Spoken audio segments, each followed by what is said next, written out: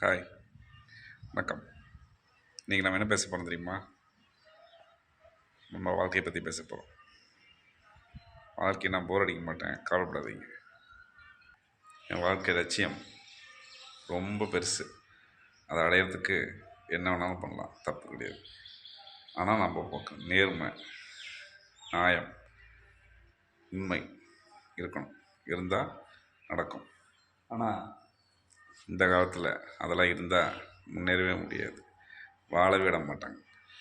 நம்ம வாழணும், மனசாட்சிக்கு விரோதம் இல்லாமல் துரோகம் பண்ணாமல் வாழணும். அதுக்காக முயற்சி பண்ணணும். அப்படி முயற்சி பண்ணி தான் நான் பிறந்த மண்ணில் நான் ஒரு அடையாளம் பண்ணணும். வாழ்க்கையில் எனக்கு ஒரு அடையாளம் கிடைக்கணும். பேக்ரவுண்ட் எனக்கு நானே பேக்ரவுண்ட் க்ரியேட் பண்ணணும். அப்படி க்ரியேட் பண்ணால் தான் இந்த பில்டிங் எத்தனை எதிர்ப்புகள் தாண்டி, எவ்வளோ பிரச்சனைகளை தாண்டி, பொறாமைகள், வைத்தறிச்சல் நிறையா ஃபேஸ் பண்ணிட்டேன். இருந்தாலும் இந்த பில்டிங் முடிச்சு ஆகணுங்கிற வைராக்கியம், முடிச்சே தீரணும். இது பெரிய லெவல் கொண்டு வரணும்.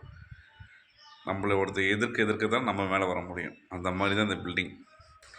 எத்தனையோ பேர் எதிர்த்தாங்க, எத்தனையோ பேர் வார்ன் பண்ணாங்க, எத்தனையோ பேர் என்னை மிரட்டி பார்த்தாங்க. ஆனால் அதெல்லாம் பயப்படல. முடிச்சு காட்டணும் இந்த பில்டிங்கை, இந்த பெரிய லெவல் செஞ்சு காட்டணும் அப்படின்ட்டு போராடிட்டுருக்குறேன். என்னோடய போராட்டத்துக்கு எனக்கு கிடைச்ச வெற்றி தான் இந்த பில்டிங்.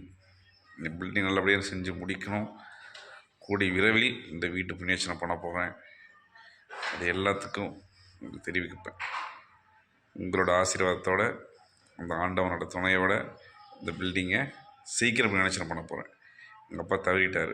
அவர் தவறி நவம்பர் வந்தால் 1 இயர் கம்ப்ளீட் ஆகுது. அது அவரோட நினைவு நாள் முடிஞ்ச அடுத்த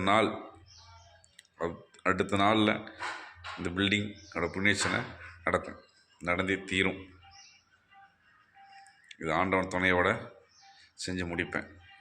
அந்த நாளை எதிர்பார்த்து கொண்டு இருக்கிறேன். சீக்கிரம் வேலையை முடிக்கணும், வீட்டு புண்ணியர்ச்சனை பண்ணணும்னு. இதோட பேரும் புகழும் ஆண்டவனுக்கே. நான் இந்தளவுக்கு தைரியமாக இருக்கிற காரணமே ஆண்டவனோட துணை, எங்கள் அப்பா அம்மாவோட ஆசீர்வாதம் தான். அதை தான் இந்தளவுக்கு கொண்டாந்துருக்குது.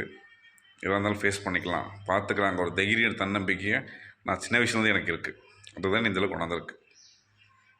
கண்டிப்பாக வருவேன், இந்த வீடு புண்ணியர்ச்சனை பண்ணுவேன், மேலும் மேலும் வீடு கட்டுவேன், வாழ்க்கையில் அடுத்த லெவலுக்கு போய்கிட்டே இருப்பேன் உங்களோட ஆசீர்வாதத்தோடு.